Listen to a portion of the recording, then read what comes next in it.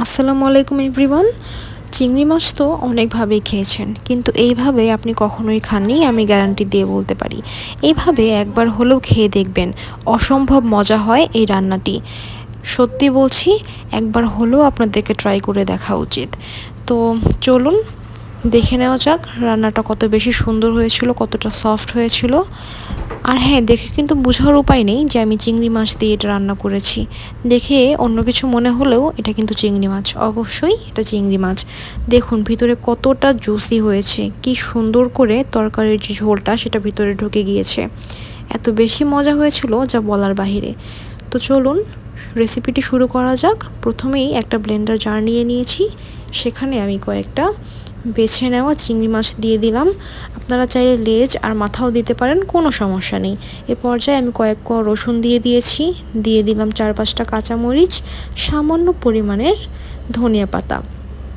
এবার দিয়ে দিয়েছি একটুখানি লাল মরিচের গুঁড়া, একদম সামান্য, যেহেতু তরকারিতে ব্যবহার করব এখানে একটু কম করে দিলেও সমস্যা নেই। একদম সামান্য 1 চিমটির মতো হলুদ দিলাম, 1 চিমটি দিলাম ধনিয়ার গুঁড়া, আর দিয়ে দিলাম পরিমাণ মতো লবণ। এবার সব কিছুকে সুন্দর করে ব্লেন্ড করে নিতে হবে। আমার কিন্তু এখানে ব্লেন্ড করা হয়ে গিয়েছে, দেখতে পাচ্ছেন টেক্সচারটা কেমন হয়েছে।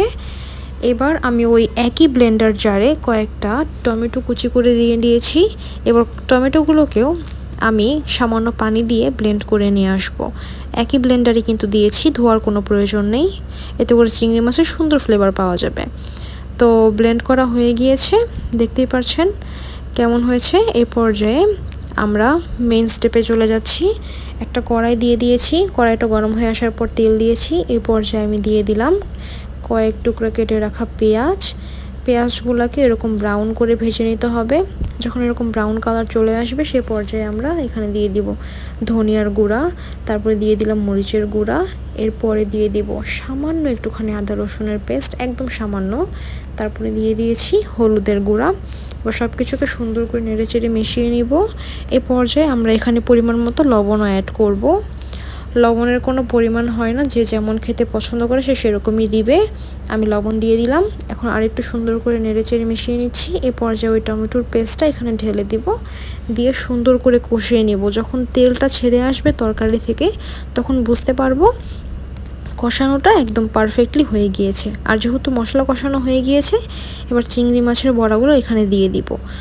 মানে হাত দিয়ে নিয়ে জাস্ট দিয়ে দিলেই হবে, কোনো শেপ দেওয়ার কোনো প্রয়োজন নেই, বা চামচ দিয়ে মেপে দেওয়ারও প্রয়োজন নেই। আন্দাজ করে জাস্ট দিয়ে দিবেন হাত দিয়ে নিয়ে নিয়ে, কোনো শেপ কিংবা কোনো মাপের প্রয়োজন এখানে পড়বে না। এই পর্যায়ে আমি চিংড়ি মাছগুলোকে একটু উল্টে পাল্টে নেড়েচেড়ে মিশিয়ে নিচ্ছি। চিংড়ি মাছ কিন্তু দেওয়ার কিছু মিনিটের মধ্যেই সিদ্ধ হয়ে যায়, তাই নাড়াচাড়া করতে গেলে ঘাবড়াবেন না, ভাঙবে না, যেরকম আছে সেরকমই থাকবে। এই পর্যায়ে একটু নাড়াচাড়া করে আমি এখানে পানি দিয়ে দিলাম।